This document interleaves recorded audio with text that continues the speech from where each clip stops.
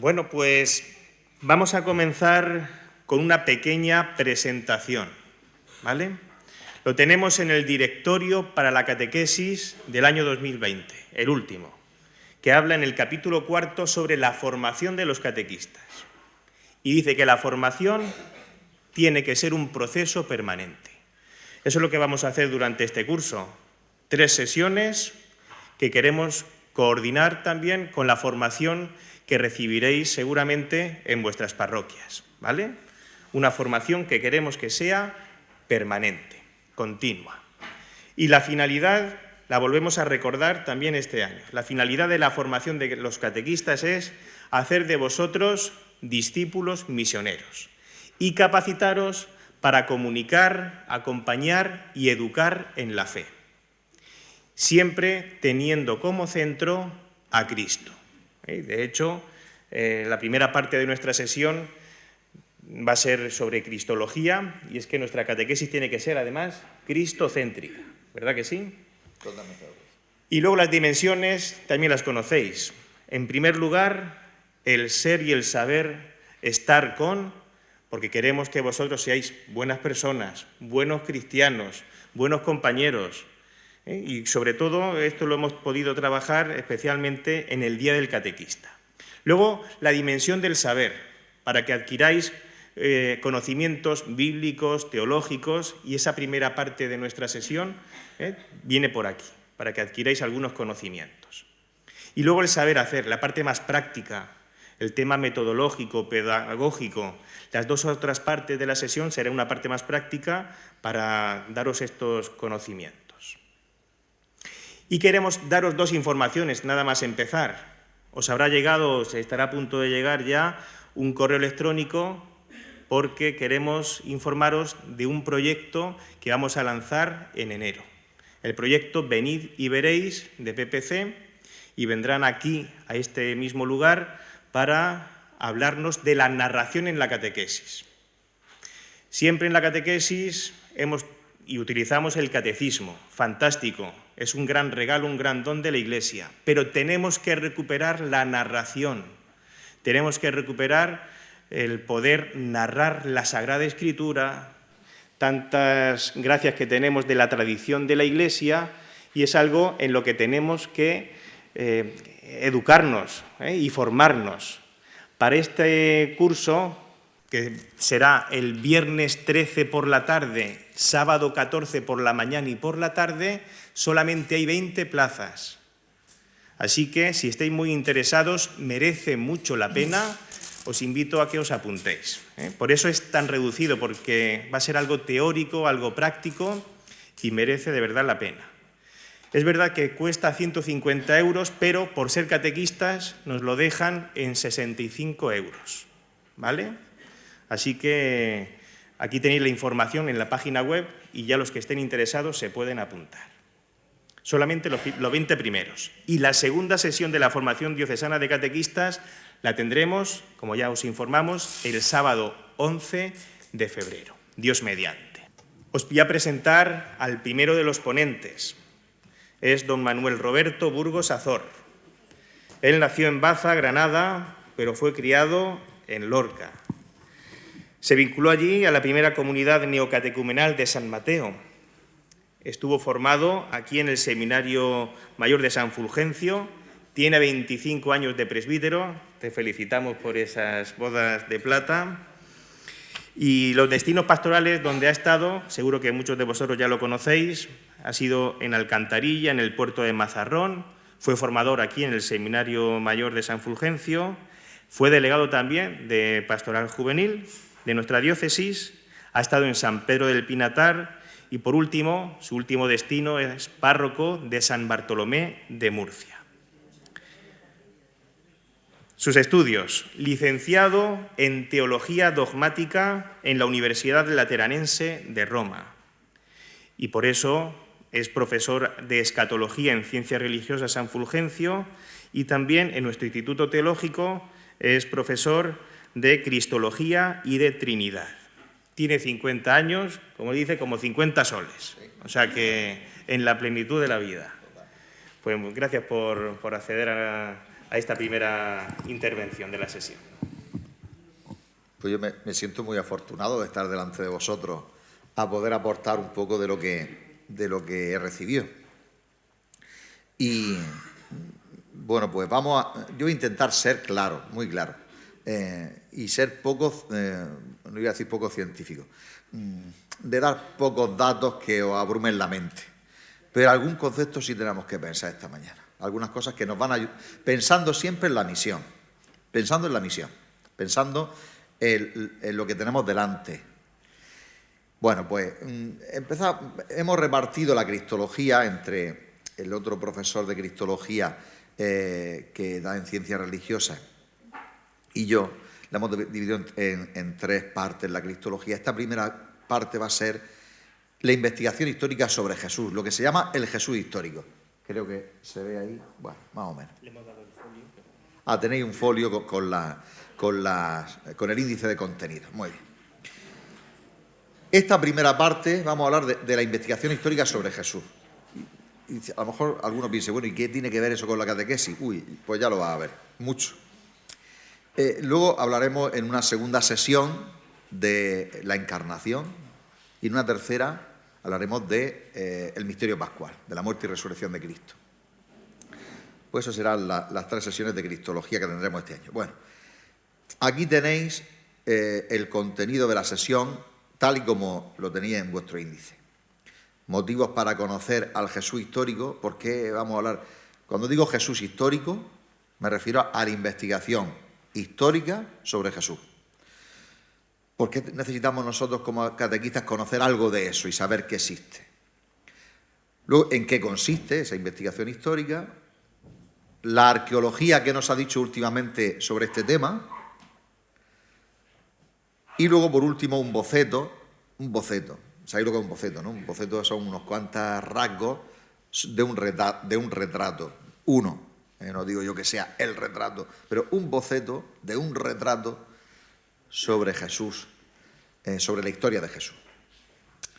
Y por último, una bibliografía sencilla y básica he puesto ya aquí. Bueno, también he puesto alguna cosa más científica para quien tenga mucho interés en profundizar, pero también alguna cosita sencilla que os pueda ayudar a vosotros y enriqueceros. Pues empezamos. Los motivos para conocer al Jesús histórico. Para conocer esta investigación histórica sobre Jesús, que se ha resumido la frase llamándola así. El Jesús histórico. Fíjate lo que te pongo ahora mismo en esta diapositiva, fijaros bien. Esto es un librico que me mandaron a mí la propaganda a mi buzón hace un año. Me quedé sorprendido. Digo, ¿esto qué es? La rehabilitación del Cristo de Dios. Qué cosa más rara. La obra del Cristo de Dios hace 2000 años, siendo Jesús de Nazaret, hasta nuestro tiempo a través de la palabra profética. Bueno, la lucha de las religiones de culto mundano externo contra la corriente del cristianismo originario. Esto ya suena raro. Hay un cristianismo originario y hay un cristianismo falseado. Violencia, guerra, crímenes bajo el manto de cristiano. Pues ya no sé por dónde va la cosa. Dogmas y preceptos eclesiásticos. El reto continuado contra Cristo. ¿Los dogmas son un reto contra Cristo? La huella sangrienta de la Iglesia. Los abismos de la enseñanza de Lutero. El menosprecio y opresión de la mujer. Los crímenes de miembros de la Iglesia contra los niños. La guerra contra los... Aquí lo mete todo, ¿eh? La guerra contra los animales y los crímenes contra la creación. Descubra también, y aquí llegamos ya al fondo, lo que realmente enseñó Jesús el Cristo y lo que vuelve a enseñar hoy a través de la palabra profética. Lea sobre el espíritu libre, Dios en nosotros. ¿Esto qué es? ¿Por qué me postean? ¿Por qué me meten esto a mí en el buzón? No de la parroquia, de la casa parroquial, en un edificio. Pues porque lo hacen con mucha gente, son los gnósticos. Son lobos con piel de cordero. Lobos con piel de cordero. Esto se les nota, las orejitas de lobo la asoman, ¿no? Pero esto lo leen muchos adultos, mucha gente, aunque sea por curiosidad. Pero es que no solo eso, que resulta ya así un poco en esta diapositiva. Estos son lobos más disfrazados todavía. Toda la nueva era, toda esta gente muy religiosa, muy espiritual, que tiene a Jesús como maestro, como referencia, pero que presenta un Jesús que no tiene nada que ver con el Jesús que nosotros hemos recibido desde pequeñitos. Nada de nada con el Jesús de los Evangelios. Un Jesús que ha estado en la India, en los 30 años de su vida oculta, se fue a la India, aprendió el yoga, allí se hizo discípulo de un yogi, allí fue introducido en las verdades profundas de la vida por un yogi, sí, efectivamente. Fue rescatado de la cruz por la secta judía de los esenios, resucitó porque le curaron con milagrosas hierbas del Himalaya. ¿Esto de dónde ha salido? Y aquí tenemos otra. Este anterior, del Jesús indio, esto era muy típico de los años 80, 90, con las enciclopedias que comprábamos, o compraban mis padres, por ejemplo, venían cosas de estas. Y mucha gente las ha leído y algunos se han quedado. Y el problema no es solo los que leen, sino que esto llega a los documentales de la televisión y ahora llega por Internet y revive por Internet. Aquí tenemos un libro que es muy antiguo y que está reeditado hace muy poco. Me llamó la atención ver el anuncio en Internet. Y aquí tenemos otro histórico, J.J. Benítez. No sé si habéis leído El caballo de Troya. Bueno, que nunca sabe si aquello es una novela o una paranoia. Bueno, aquí ahora ha escrito este buen señor: Jesús de Nazaret, nada es lo que parece. Y las perlas de este libro son: ser Dios no depende de los genes. Si Jesús hubiera sido concebido sin obra de varón, habría sido una niña. Esto está bien. En efecto, celebro la Navidad en agosto. Jesús jamás se perdió en el templo.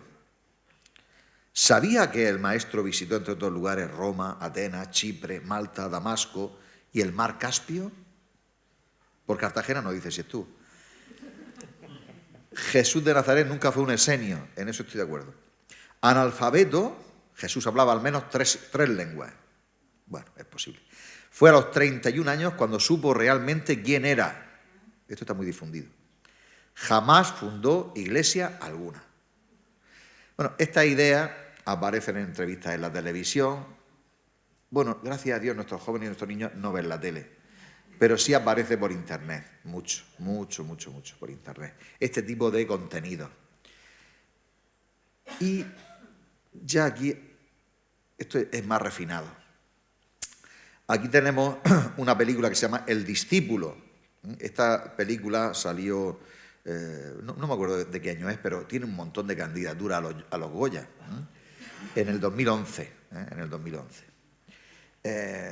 Está basada en un documental preparado por un investigador, Antonio Piñero, y bueno, que es muy activo en redes sociales, que aparece en muchos documentales en Internet, en muchos, pertenece, no sé a qué universidad pertenece, pero vamos, que es muy activo en los medios y aparece, lo llaman muchas veces de la tele, por ejemplo. Esta película presenta un Jesús totalmente alternativo. No es el Jesús en el que nosotros creemos ni el que conocemos.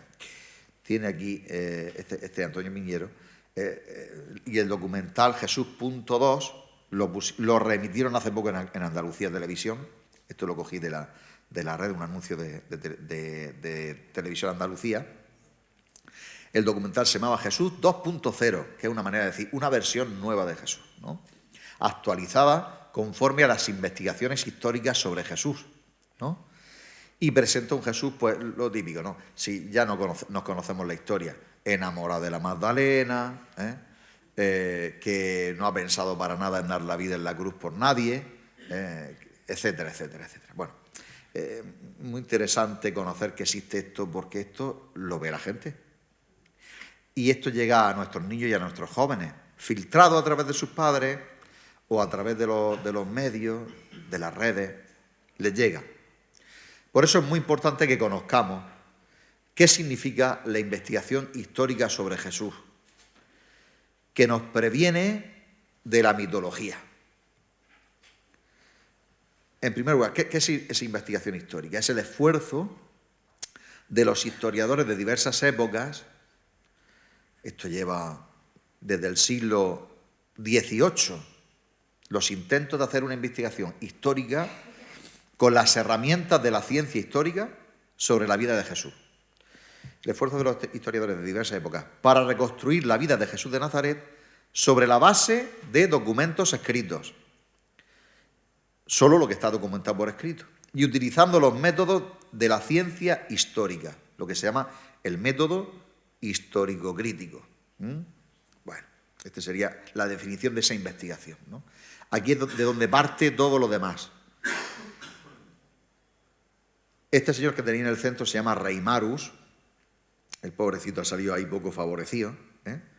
Es un alemán del siglo XVIII, influenciado pues, por las ideas de la Ilustración.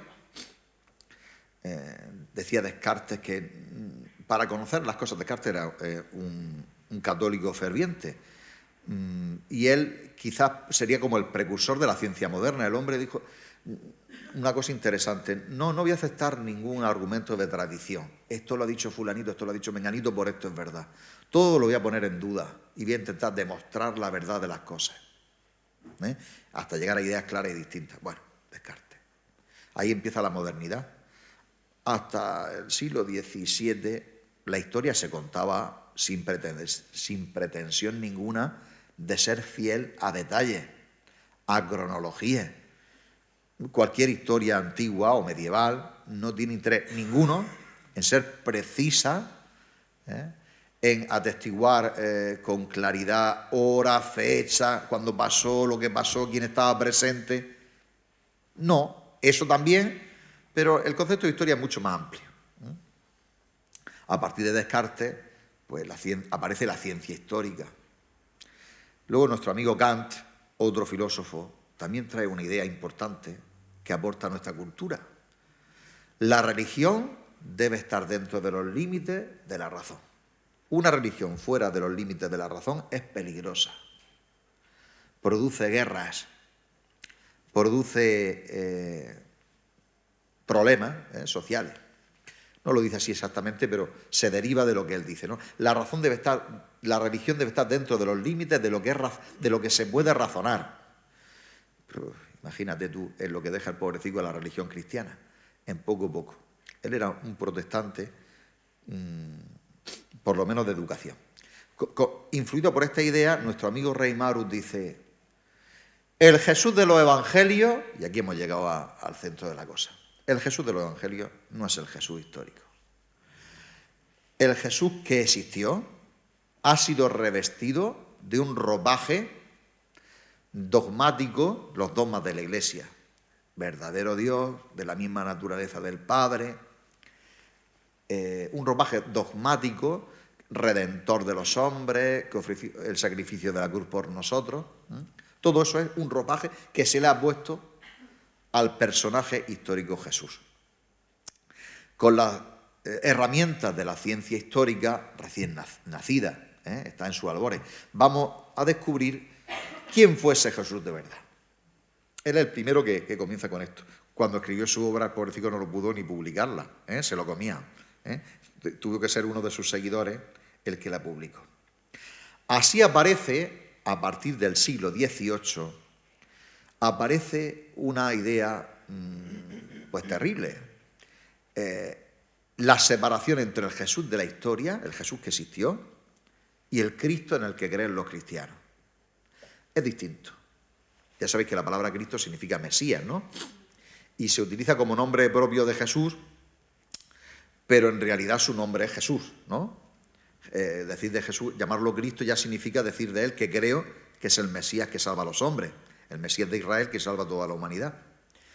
Bueno, pues esta idea se ha infiltrado en la cultura, no solo en los libros de gente muy concienzuda y muy reflexiva, no, está en el ambiente que respiramos. Una cosa es el Jesús que existió realmente y otra cosa es lo que creéis vosotros los cristianos y lo que transmitís vosotros en la catequesis. esta distinción que para muchos, incluso católicos, creen que es fecunda, que puede ayudarnos a conocer muchas cosas, en realidad pues tiene también muchos problemas. Tiene muchos problemas.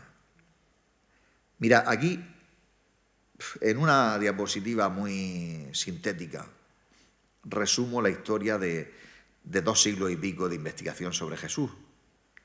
Es mucho. Muchos nombres, no quiero yo abrumaros con esto. Os daré bibliografía donde podréis conocer, si queréis, más sobre la historia de la investigación sobre el Jesús histórico. Pero os puedo decir a grandes rasgos que esa historia tiene como 3 etapas. En la primera, es en el siglo XVIII, XIX, mejor dicho, sí, más bien XIX que XVIII. Las vidas de Jesús. A partir de lo que dijo Reimarus, un montón de autores, sobre todo protestantes, van a intentar con la ciencia histórica hacer vidas de Jesús, la verdadera vida de Jesús. Esto en el siglo XIX fue un boom de literatura. Problema, cuando llega el comienzo del siglo XX, un teólogo protestante, pero muy lúcido, Schweitzer, creo que se pronuncia, alemán, dijo, pues aquí tenemos muchas vidas de Jesús, muy científicas todas, pero ninguna compatible con la otra. 100 imágenes distintas de Jesús. Era un campesino revolucionario, era un activista político, era un ilustrado, era un liberal. Parece que cada uno que se ha puesto a investigar sobre la vida de Jesús, al final ha proyectado sus propias ideas sobre eso que investigaba y ha hecho de Jesús el modelo de sus propias creencias. Así acaba la primera etapa de la investigación sobre el Jesús histórico, muy pesimista. No podemos hacer ver al Jesús de la historia. Hay un autor de mitad del siglo XX, Rudolf Bultmann, también un protestante, que dirá, mira, es que es imposible. ¿A nosotros qué nos vale de Cristo? Pues creernos que nos ha salvado. Ya está. Todo lo demás, dejémoslo en el ámbito del mito, de la mitología. No podemos acceder con las herramientas de la historia a Jesús.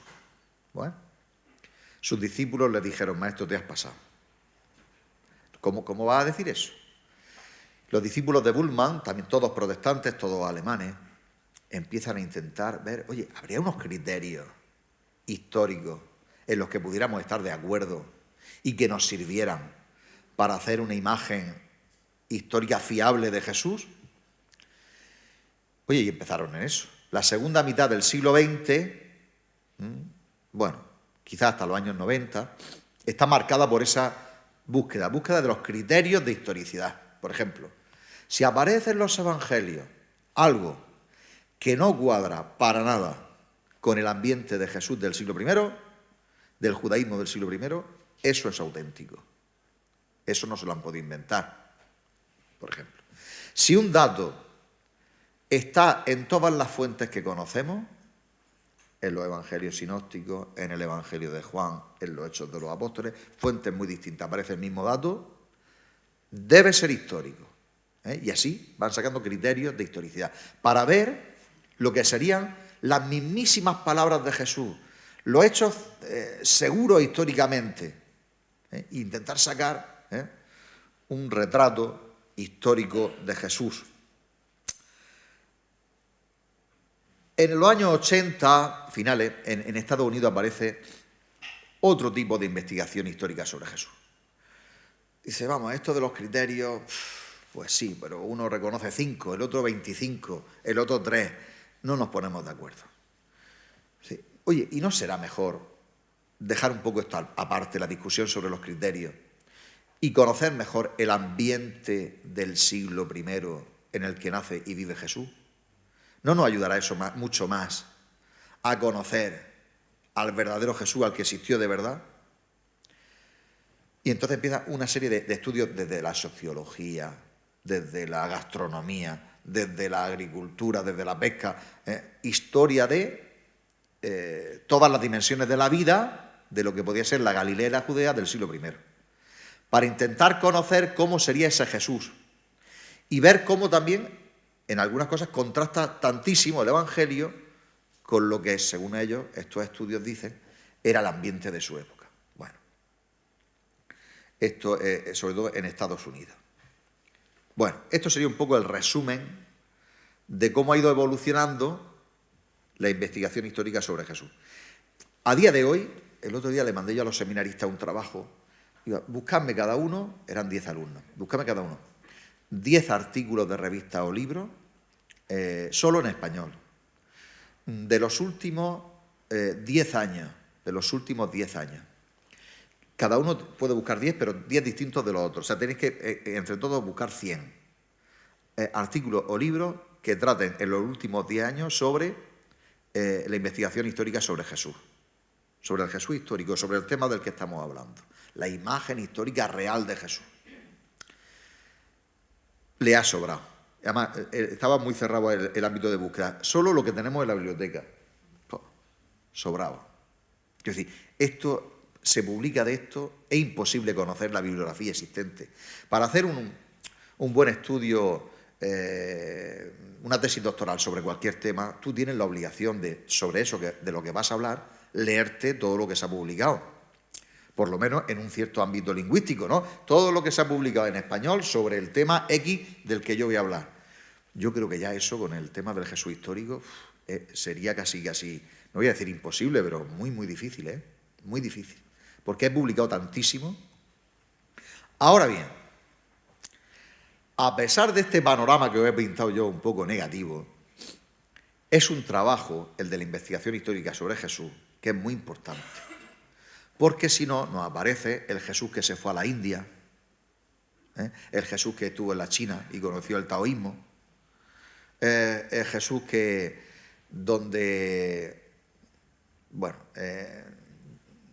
como dice el Evangelio de Santo Tomás, o un apócrifo, no recuerdo ahora mismo, donde Jesús hace pipí en un sitio, ¿no?, de cuando era niño y quiere hacer las flores, ¿no? En la imagen, una imagen escondida por la Iglesia sobre Jesús. Me acuerdo que salía un anuncio en la prensa, en Antena 3 y en El Mundo. Ha aparecido un evangelio escondido y guardado que la Iglesia no ha querido desvelar entre los documentos de Qumran. ¿Qué será? Me fui a la librería diocesana y me lo encontré. Estaba allí escondido entre las estanterías de primera vista del expositor.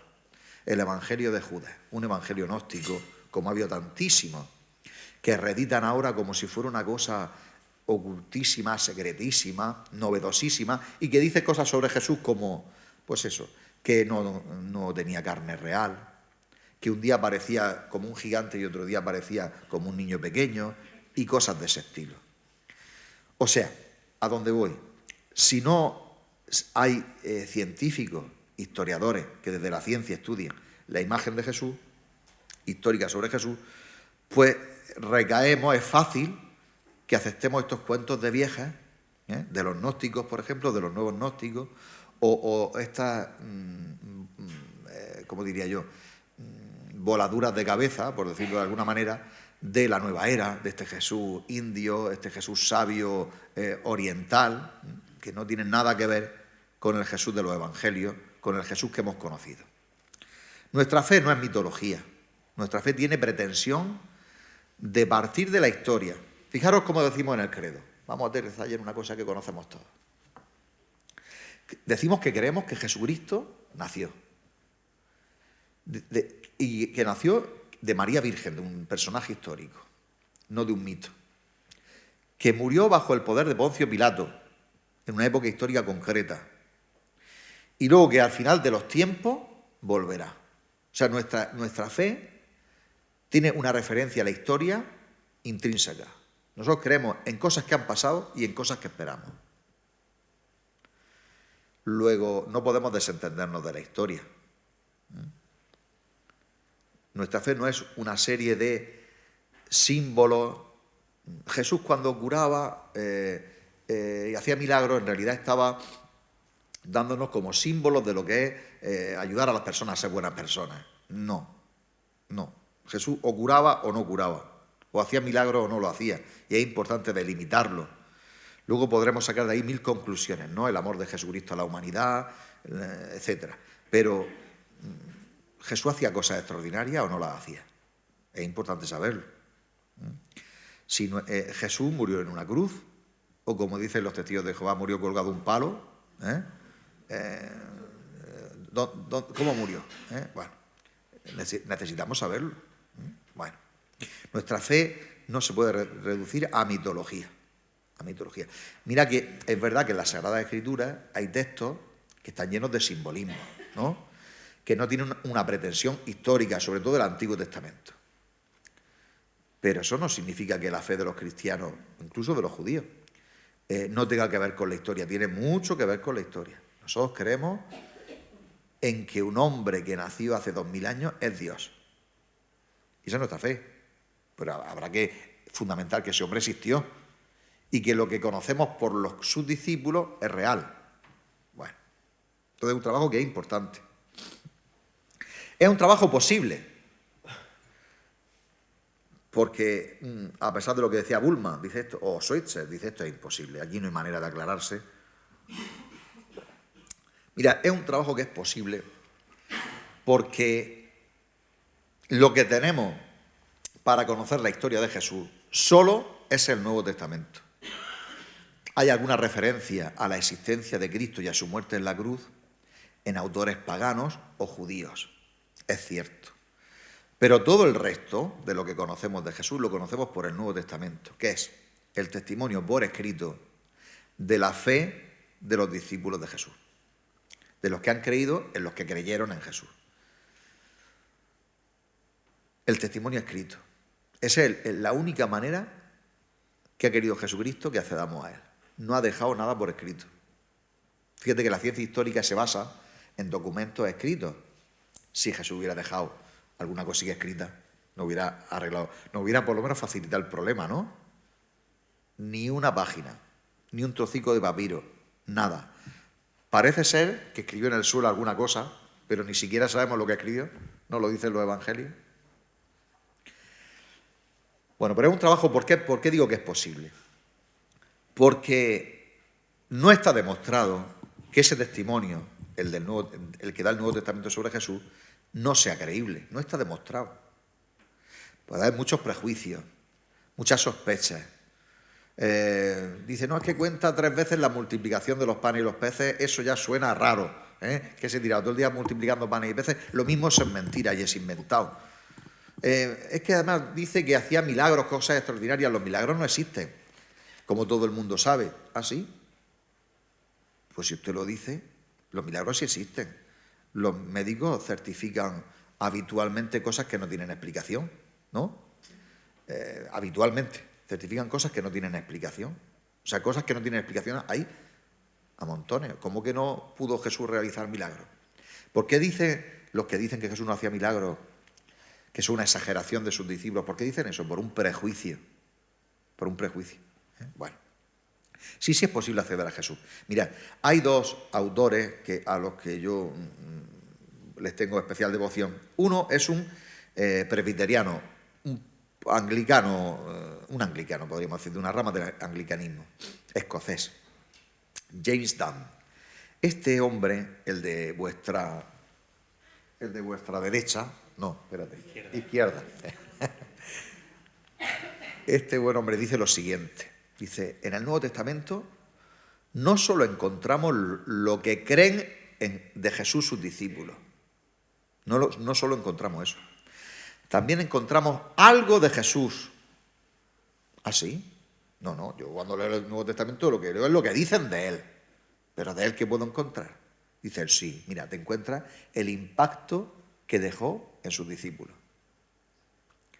Detrás de todas las palabras del Nuevo Testamento, detrás de todos los hechos que cuenta los evangelios sobre Jesús, detrás de todo eso, nos encontramos, dicho por gente distinta en ambientes distintos, no tiene nada que ver el evangelio de Marcos con el evangelio de Lucas o con el evangelio de Mateo, nada que ver en el sentido de los intereses, el tipo de lenguaje, el tipo de cultura, el público al que está destinado el evangelio. El Evangelio de Juan no te dio nada, totalmente distinto en ese sentido. Y sin embargo, en todos aparece la misma huella, el mismo impacto dejado por Jesús. Luego lo iremos viendo, algún detalle concreto. Sí podemos acceder a través del Nuevo Testamento a ese impacto que ha dejado Jesús en la gente. A lo mejor no a decir, mira, desde la historia podemos decir con certeza absoluta que tal palabra la dijo Jesús con su boca, tal cual. Hombre, pero había alguien allí tomando nota o grabando. Eso, no vamos a llegar a eso. Eso es imposible. Pero sí podemos llegarnos, por ejemplo, cuando tú escuches a 10 personas que te hablan de una misma película que han visto hace 5 años, escuchas a las 10 personas y algo te queda, por lo menos una cosa te queda clara. ¿Qué le ha impactado a esas personas sobre la película? Y eso te está diciendo ya algo de la película. Mucho más si los detalles son más o menos fieles. El impacto, la huella que ha dejado una persona que tú has conocido. Conocer a Jesús a través del testimonio de los suyos no es ningún impedimento, es un regalazo. Jesús no ha querido que lo conozcamos a través de libros escritos por nadie. Ha querido que lo conozcamos a través del testimonio de fe de sus discípulos, del impacto que dejó él en sus discípulos. Y eso es una ganancia, no es una pérdida. La fe de los discípulos de Jesús, que creyeron en él, no es ningún impedimento para encontrarnos al Jesús de verdad. Todo lo contrario, es el único puente que tenemos para acceder a Jesús. Y el Papa Benedicto XVI, siendo Papa, todavía quiso escribir una obra que no tenía valor de magisterio de la Iglesia. Él quiso que fuera firmada. Él la firmó como Joseph Ratzinger, Benedicto XVI. Y para que todos los estudiosos pudieran discutir y sin ningún prejuicio de que fuera el magisterio de la Iglesia. No, esto no es magisterio, esto es mi aportación, decía él, después de muchos años reflexionando como teólogo sobre Jesucristo. Y decía él una cosa que a mí me parece muy lúcida, dice: el testimonio del Nuevo Testamento sobre Jesús, lo que nos dice el Nuevo Testamento sobre Jesús, es creíble en su conjunto. No hay en contra ninguna evidencia científica, solo el prejuicio.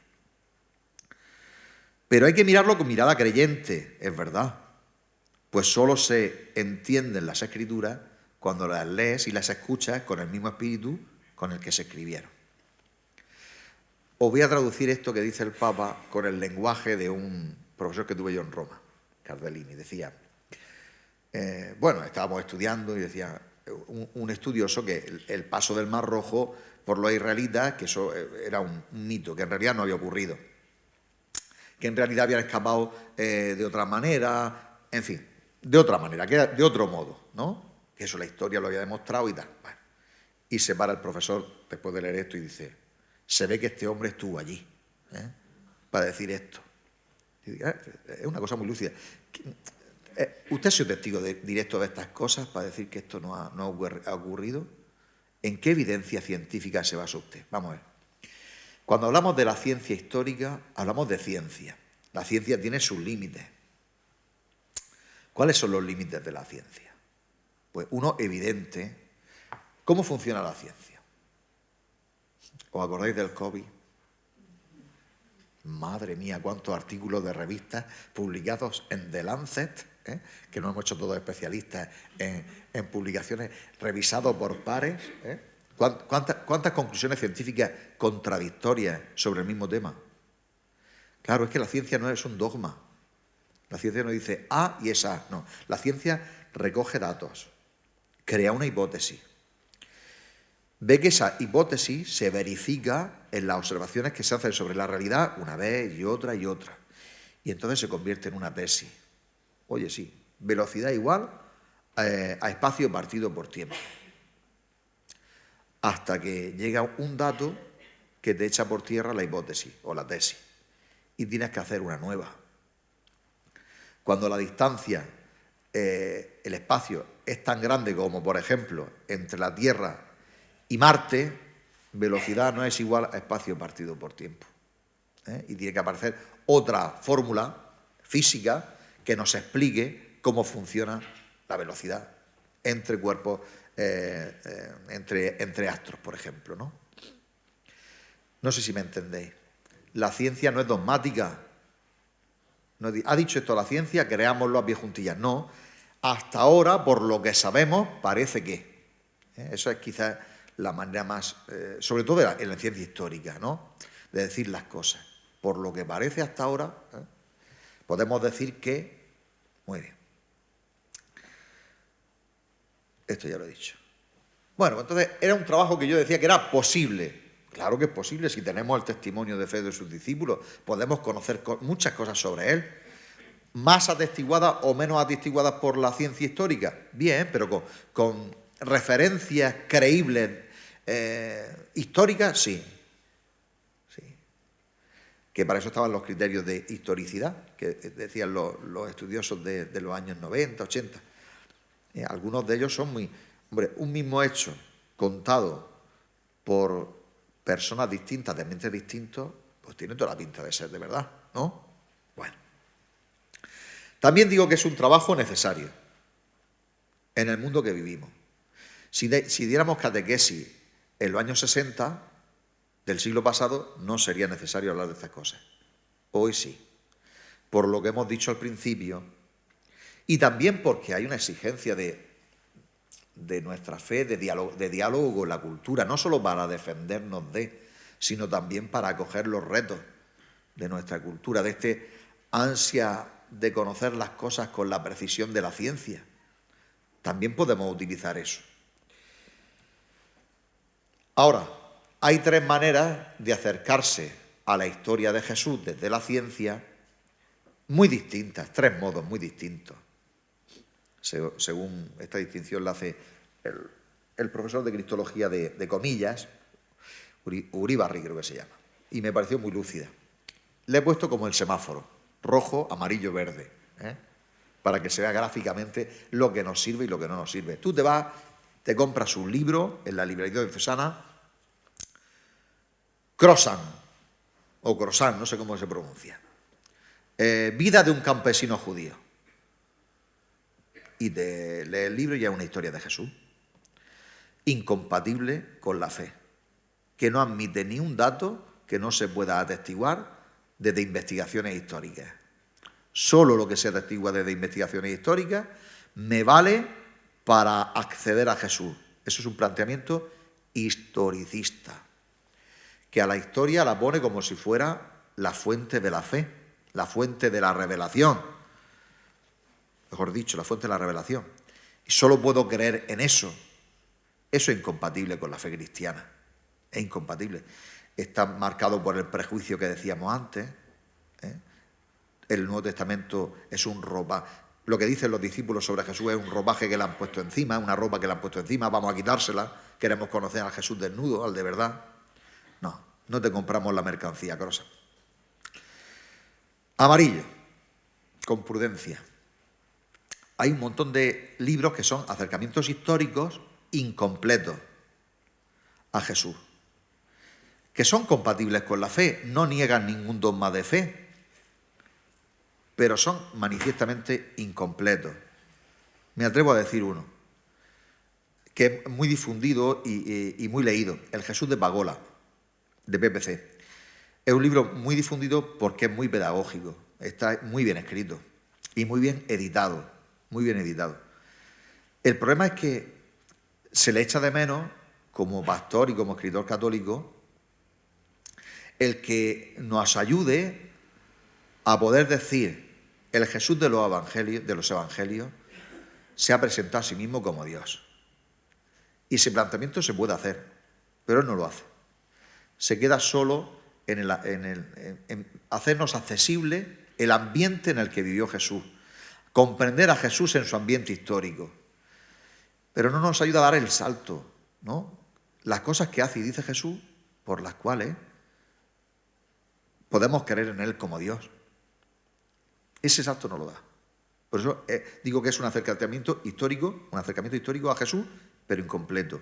Compatible con la fe, no niega ninguna verdad de fe, tampoco la afirma. Bien, ¿sirve ese libro? Sirve mucho, porque presenta un montón de datos sobre el ambiente y el mundo en el que vivió Jesús, que te ayuda a entender muchas cosas de los evangelios y de una manera muy pedagógica. En ese sentido, claro que sirve.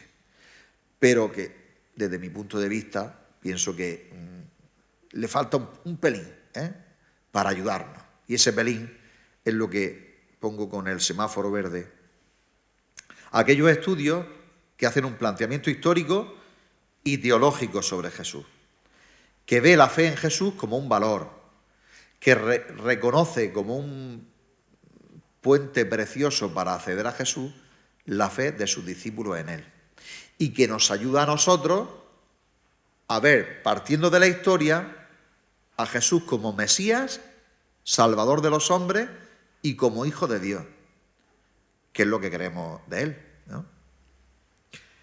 Entonces, claro, la cosa sería que fuéramos capaces de reconocer al leer un libro dentro de qué, o sea, qué tipo de acercamiento tiene hacia Jesús ese estudio que ha caído en mis manos, ese libro sobre Jesús que ha caído en mis manos. ¿Cómo te diría yo? Pienso que el sensus fidei, el sentido de la fe que han educado en nosotros nuestros padres desde pequeños, o quien nos haya transmitido la fe, nos da el olfato para saber, este libro le da tanta importancia a la historia, que ya sabemos que es una herramienta limitada, que sirve para lo que sirve, limitada, a la que no se le puede pedir lo que no te puede dar.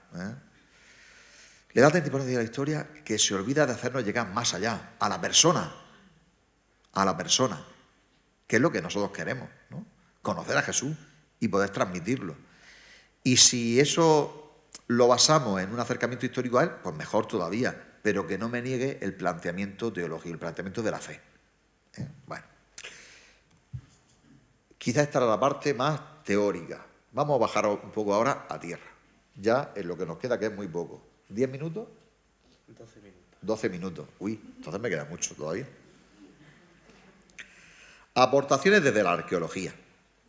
Curiosamente, la arqueología en Tierra Santa está ayudando mucho a derribar muchos prejuicios sobre la credibilidad histórica de los evangelios o del Nuevo Testamento en general.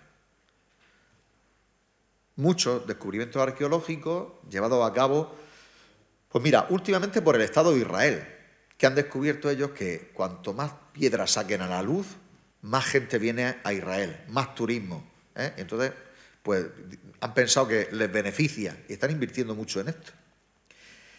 Luego también los franciscanos, llevan allí muchos años, y algunos de ellos han sido verdaderos expertos en arqueología, no solo custodiar, sino investigar desde la arqueología los restos de los lugares santos o de la Tierra Santa.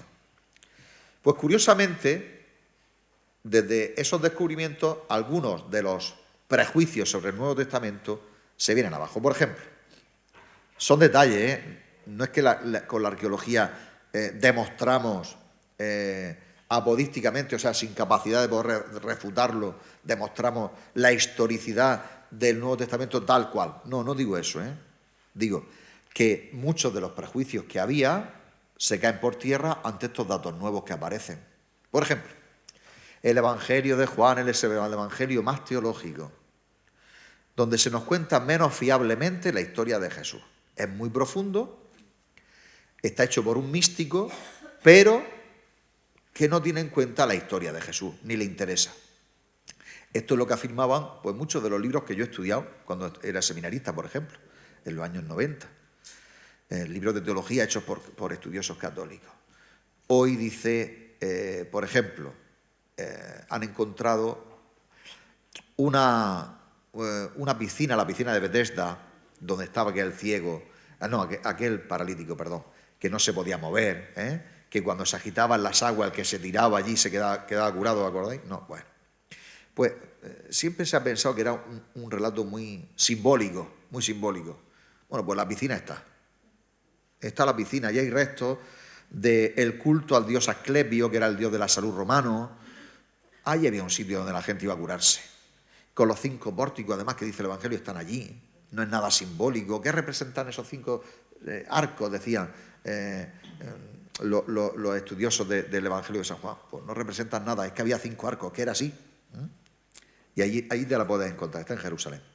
Otra, Jesús murió fuera de las murallas de Jerusalén, ¿no? Eso dice el Evangelio. Pero tú te vas allí y resulta que el Santo Sepulcro, la iglesia del Santo Sepulcro, está dentro de las murallas de Jerusalén. Pero bien dentro, está en el centro. Y eso, hace muy poquito, ya se sabía que las murallas actuales de Jerusalén no eran las antiguas.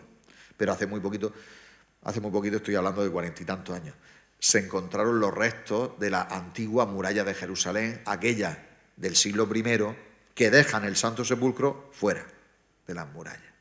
Lo que pasó allí, en el lugar del Santo Sepulcro, ocurrió fuera de las murallas, tal como dicen los evangelios. No se lo han inventado los evangelistas para hacer de Jesús un marginado, como nos han echado a nosotros del judaísmo, los judíos nos han echado de su religión, pues entonces nosotros ahora decimos que a Jesús lo mataron incluso fuera de la ciudad.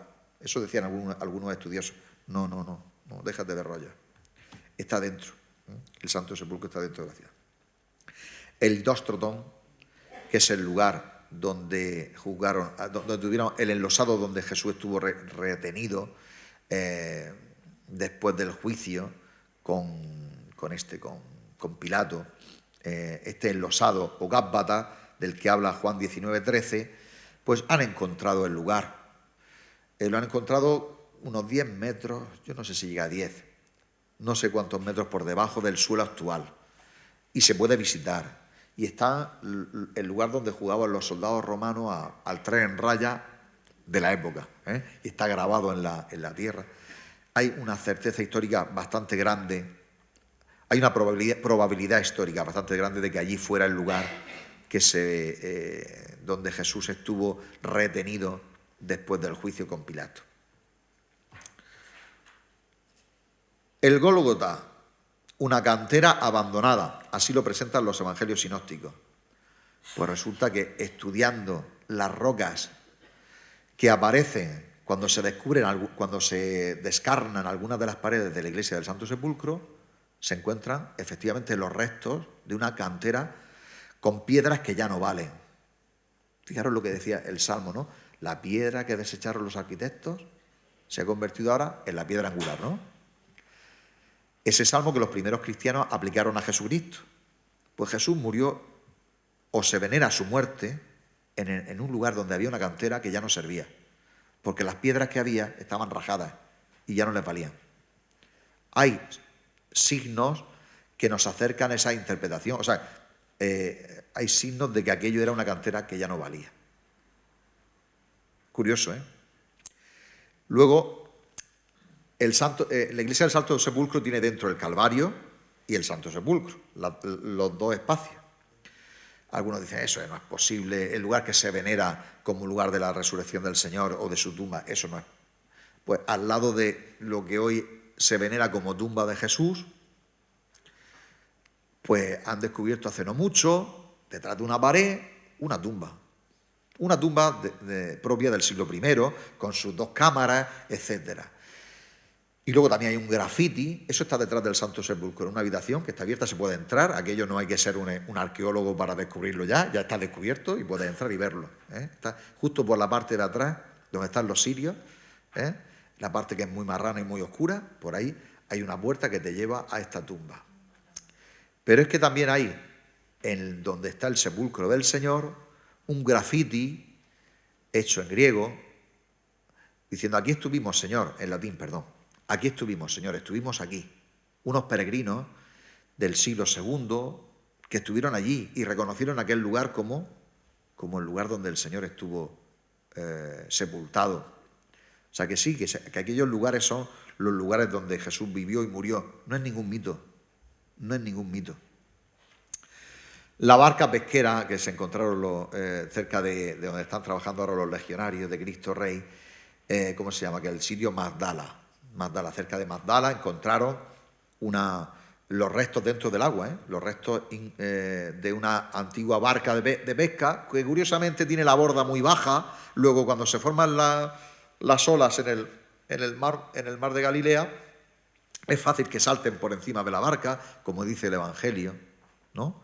Que saltaban las olas por encima de la barca y los apóstoles estaban temblando. Y es una barca donde caben justo 13 personas, ni más ni menos. Qué curioso. Bueno, esto tampoco es que demuestre nada, ¿no? Pero que hace creíble. Esto sí es importante. Una piedra donde aparece el nombre de Poncio Pilato como gobernador en el tiempo de Tiberio, del emperador Tiberio. Las coordenadas históricas que decimos en el credo, la arqueología confirma que son ciertas. No es de otra época Jesús, es de la época en la que creemos en él. Voy terminando.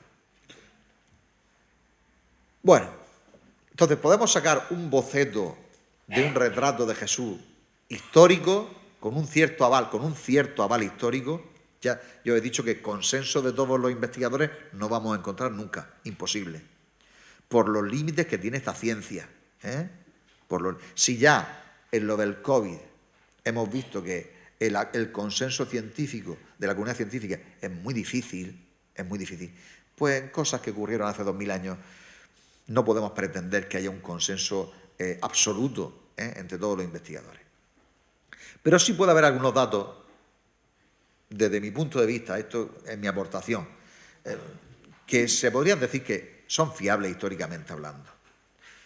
El nacimiento de Jesús, entre el 6 y el 4 antes de Cristo, ya sabéis que es que hubo una... Dice, ¿cómo Jesús nació antes de Cristo? Bueno, es porque cuando se hizo el calendario que ahora tenemos, este calendario gregoriano, pues hubo un error de datación. Por eso Jesús nació 6 o 4 años antes de Cristo, de lo que hoy decimos que fue el año 0.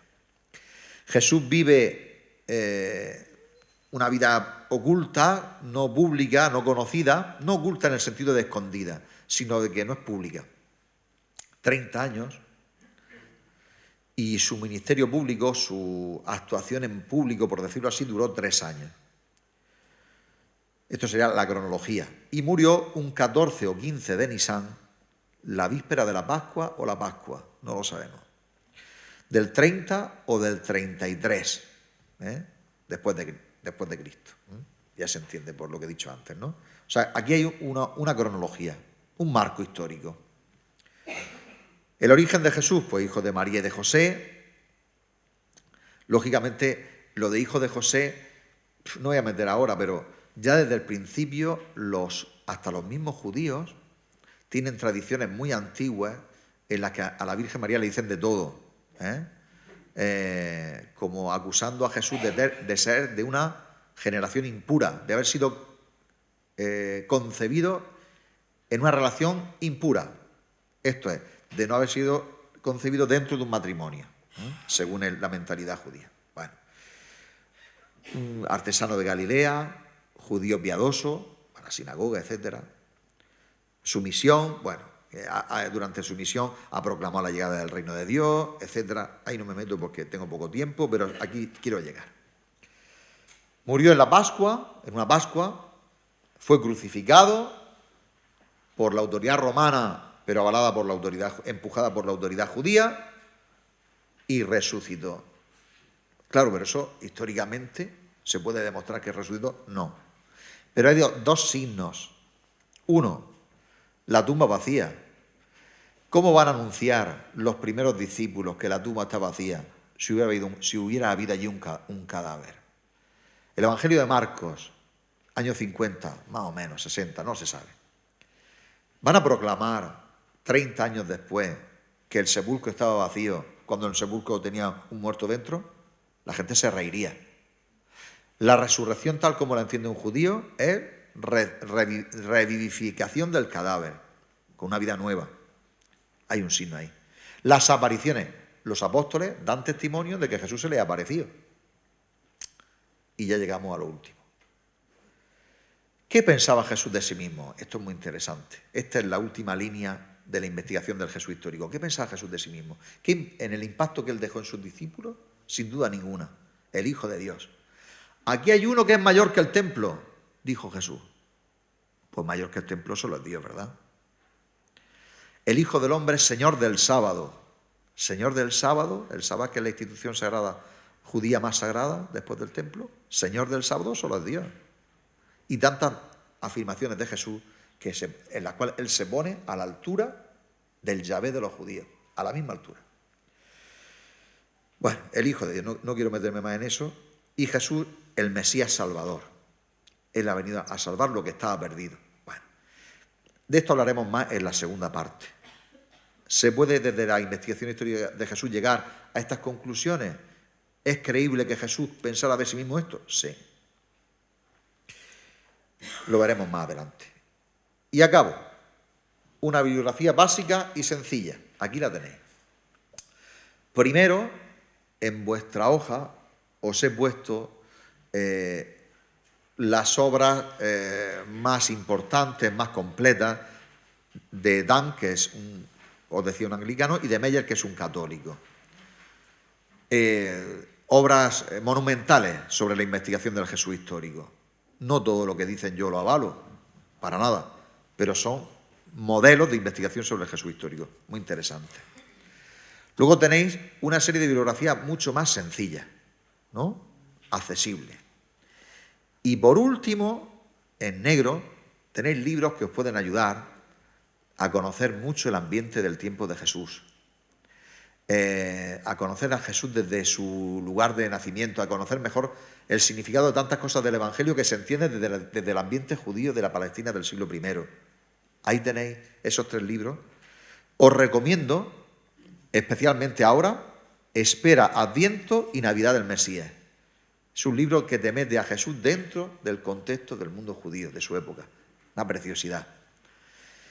Y con esto yo creo que podemos acabar. Un aplauso, es magnífica esta introducción.